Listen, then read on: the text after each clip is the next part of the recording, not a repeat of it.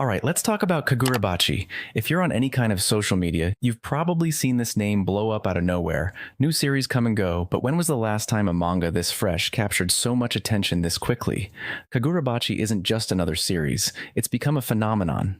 But why? Why did Kaguribachi manage to break the internet? And with all this hype, could we be looking at some major pitfalls if it goes anime? In today's video, we're diving deep into what makes Kaguribachi so special, and what could be waiting around the corner if it gets adapted. Get on, get faded, get high, the love will make. We're splitting this journey into a few categories: the spark that ignited the hype, the art that made it unmissable, the meme factor, and of course, the big question: could it all crash down if it hits the screen? Stick around, because we're about to spill all the tea on what Kaguribachi's rise could mean for the anime world.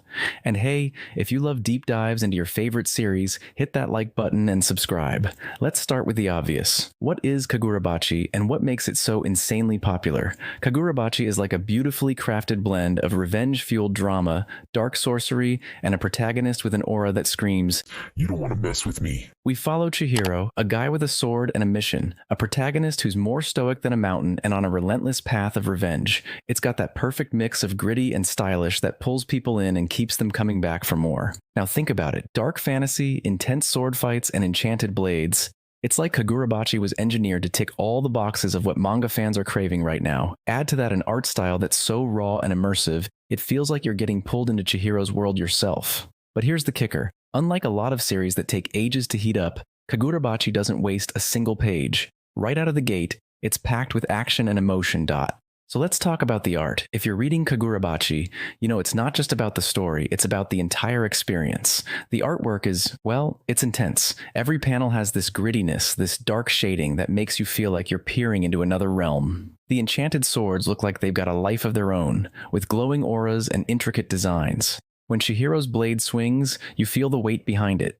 The shadows practically have their own personality, creating this atmosphere that's equal parts eerie and thrilling. It's got that vibe where even a silent panel speaks volumes.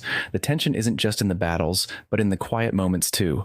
The way Chihiro stands, the way he glares. Each piece of art is deliberate, pulling you deeper and deeper into a world that feels dangerous, intense, and completely spellbinding. Now, we can't talk about Kaguribachi's popularity without mentioning the memes. You know exactly what I'm talking about. Kaguribachi isn't just viral because of its story, it's also because of the ridiculous and insanely creative stuff fans have been posting online.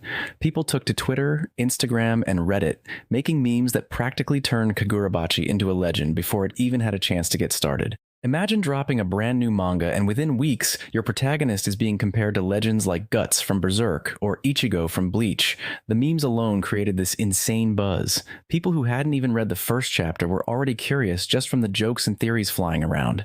Kaguribachi became something bigger than itself. It's like the fans decided, this is going to be the next big thing and we're all in on it. And honestly, they might be right. Alright, time to face the big question. What happens if Kaguribachi gets the green light for an anime adaptation? Because, let's be real, anime adaptations can be risky, and Kaguribachi, with its unique art and intense story, is going to be a challenge. If not done right, the adaptation could end up flattening the entire experience.